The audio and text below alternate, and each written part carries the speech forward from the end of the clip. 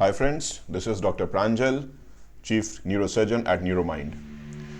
Friends, अगर आप या आपके कोई भी रिलेटिव सर्विकल स्पाइन की किसी प्रॉब्लम से अगर वो परेशान है, तो मैं आपको ये बताना चाहता हूँ कि ओपीडी में जब आप डॉक्टर साहब से मिलने जाते हैं तो आपको क्या एक्सपेक्ट करना चाहिए। देखिए, जब आप ओपीडी में आएंगे तो कई ओपीडीज में डॉक्टर्स आपसे एक पेशेंट असेसमेंट फॉर्म भरवाते हैं।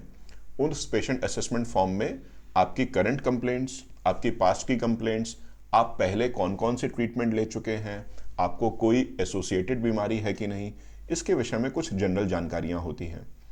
फिर जब आप डॉक्टर्स के चेंबर में एंटर करते हैं तो डॉक्टर आपको असेस करना शुरू करता है। वो आपकी हिस्ट्री लेगा, वो आपके प्रीवियस या पास्ट रिकॉर्ड्स को भी देखेगा, वो सारी इन्वेस्टिगेशंस को भी देखेंगे, वो आपकी पुरानी एमआरआई या सीटी या कोई भी रेडियोलॉजी की फिल्म्स भी पर्सनली असेस करेंगे।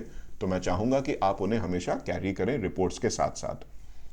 एक सर्विकल स्पाइन पेशेंट के लिए ना कुछ प्रॉब्लम्स बहुत कॉमन होती हैं, चाहे वो नेक या फिर गर्दन में दर्द हो, चाहे वो गर्दन में अकड़न हो, हाथों में दर्द, सुन्नपन या फिर चींटी जैसा चलना हो। और कई बार तो पेशेंट ऐसे भी होते हैं कि प्रॉब्लम उनको गर्दन में होगी लेकिन उनकी समस्या पेट या पैरों में होगी, जैसे पेट में अकड़न होना, या पैर से ठीक से ना चल पाना, या फिर पैर शराबी की तरह पड़ना। ये सारी प्रॉब्लम्स भी हो सकती हैं।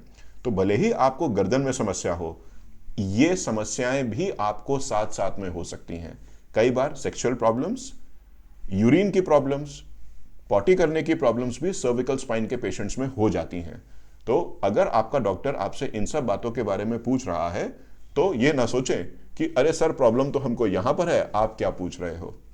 उसके साथ साथ आप इस बात के लिए रेडी रहें कि आपका डॉक्टर आपको एक कंसल्टेशन चेंबर में ही लेटाकर आपके पूरा न्यूरोलॉजिकल एग्जामिनेशन भी करेगा, जिसमें आपकी बॉडी के सेंसरी, मोटर, क्रेनियल नर्व्स और साथ ही साथ कोऑर्डिनेशन के कई सारे टेस्ट होंगे।